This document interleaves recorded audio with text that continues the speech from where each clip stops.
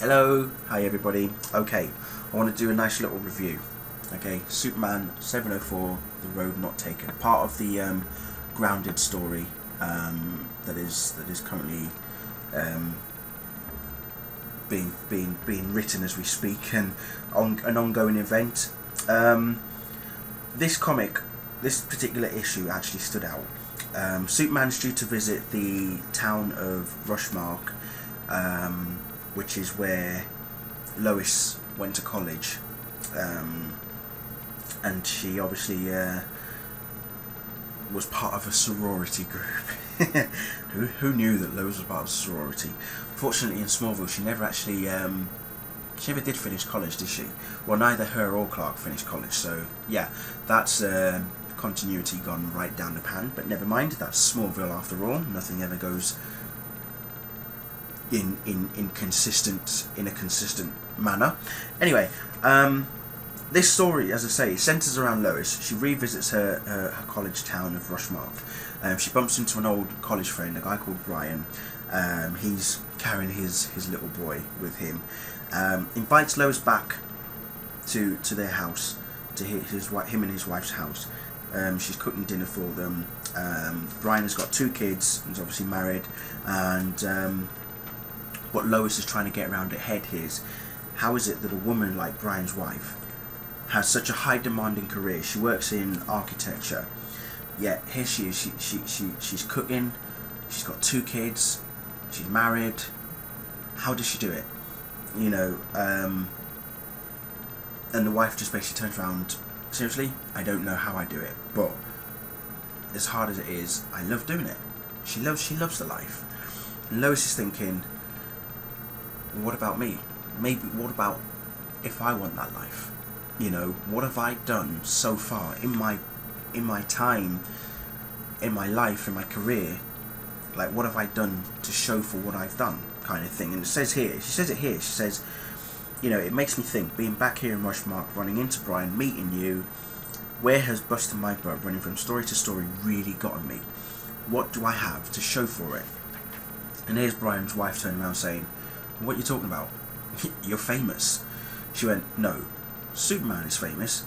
I'm famous for being the cute girl standing next to him with a microphone. And you know what? That's so true.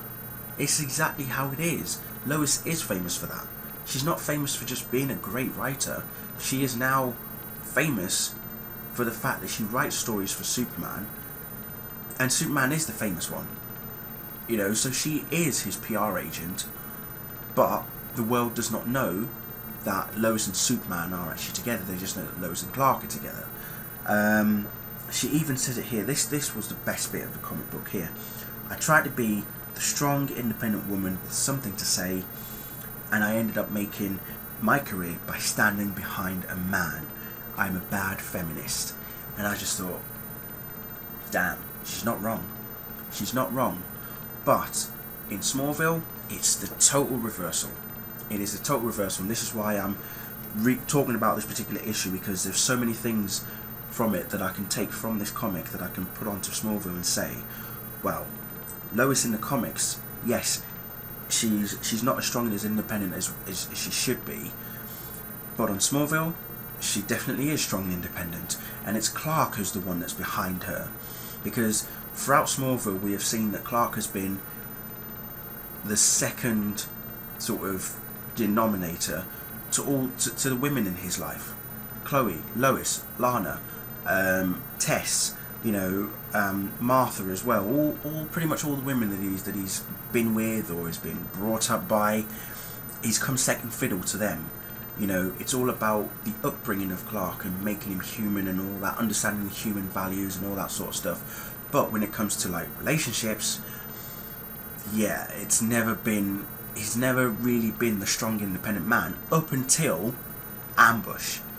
You know, when I watched Ambush last night, I really was amazed by how Clark stood up not only against General Sam Lane but against Lois for siding with her father just for the sake of keeping the peace with her dad whilst he was visiting in Smallville.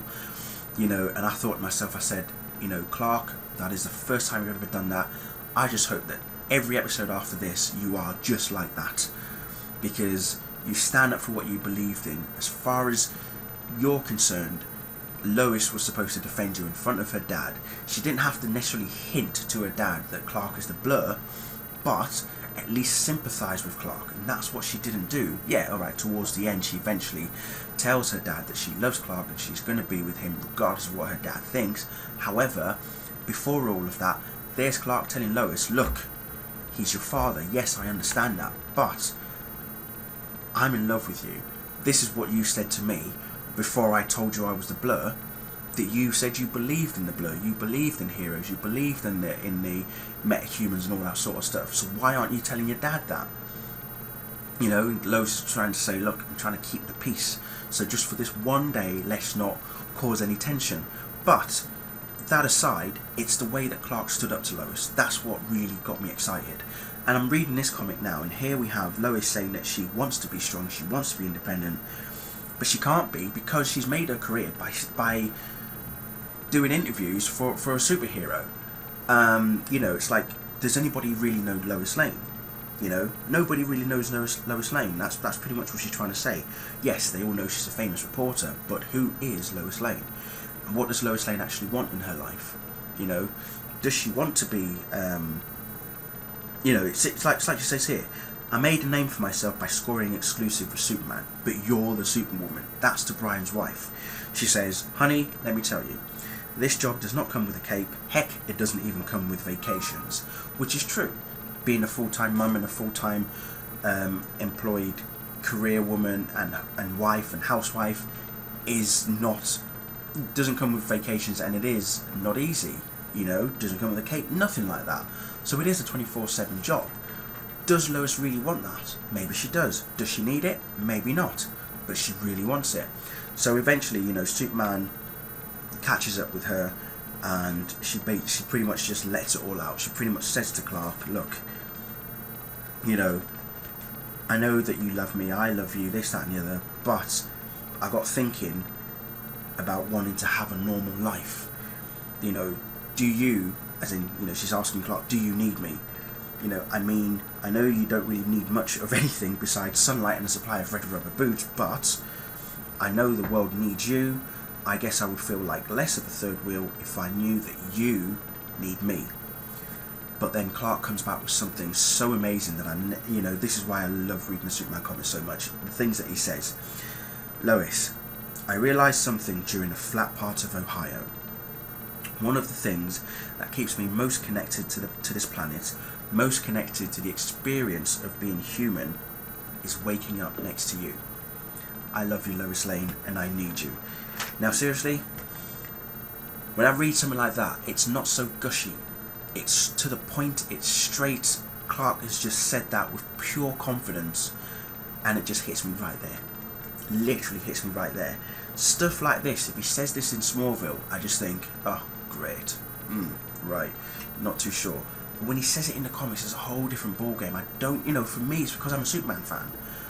You know, I'm more of a Superman fan than I am a Smallville fan, which is why it hits home for me when I read it in the comics. And it's like, this is what I'm talking about. Everything that is happening between Lois and Clark happens after he becomes Superman. Whereas in Smallville, as I say, it's a role reversal. You know, Lois is seen as the strong, independent woman. Clark is seen as the wimpy, sort of not too sure about himself kind of person. He doesn't know who he is, he doesn't know where he's going, what he's going to do. Whereas in the comics, it's Lois that's having that doubt. She doesn't know. Yeah, she's obviously made a name for herself as a reporter, but as a person, she's not really done anything. She doesn't feel that she's done anything normal in her life, kind of thing. And that's all she probably wants now. So who knows what's going to happen from here.